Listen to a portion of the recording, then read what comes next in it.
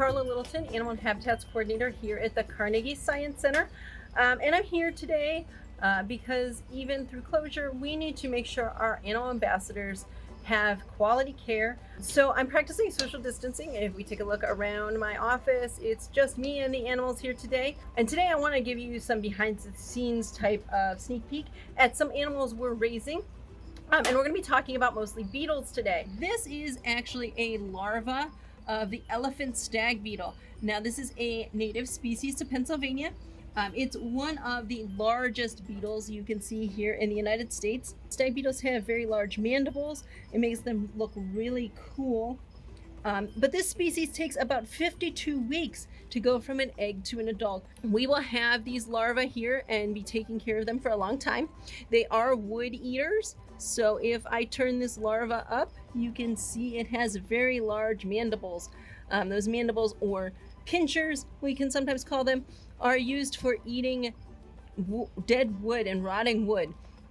We don't have any adults right now, but I do have a picture of one. So if we take a look here, here is a stag beetle. That's what this larva is eventually going to look like once it is a full-grown adult. We do have beetles here that we raise for food.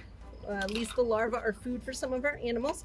And we can talk a little bit about how beetles reproduce. So a beetle will start out as an egg, and from an egg we'll go to a larva. Now, a larva looks very much like a worm.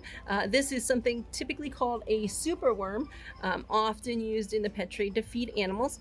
But it is not a worm. We can tell it is not a worm if we turn it over and we look, and it has legs. So those legs tell us that this is an insect. It has 6 legs, just like it will as a beetle. And this is the larval form. Now, after it is a larva, it's going to metamorphose. And it's going to go through complete metamorphosis where the adult looks nothing like the juvenile. So this is the pupa of a beetle. We can see it sort of has legs now. It's sort of looking a little more like a beetle. We can see it has eyes.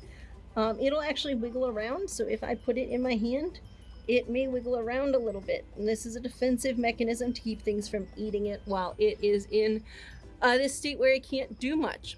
And then after the pupa stage, we are going to have a beetle. So the superworm turns into a darkling beetle. These beetles are actually really cool. We use them a lot in our educational programming because this is a stinking beetle. So when this beetle gets upset, it does release a smell that is very strong.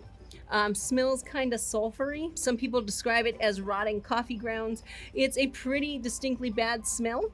That will keep it from being eaten. And this species we do sometimes bring out on the floor for our visitors to see and interact with. And I encourage you, when you're here at the Carnegie Science Center, to visit our floor staff and our animal staff and ask questions about our animals, get to know them, and have your science facts and your science curiosity fulfilled.